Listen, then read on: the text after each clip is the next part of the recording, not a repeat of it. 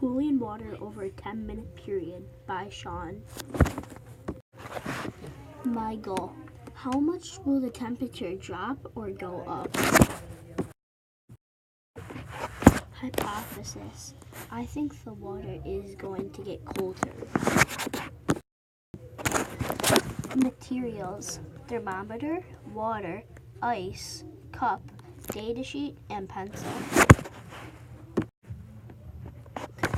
Procedure.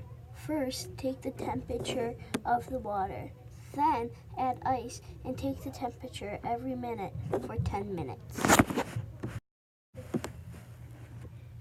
Data. This is my data. Conclusion. In this experiment, I learned that water starts warm and when you add ice, it gets colder. At the end, it gets really cold. Opinion.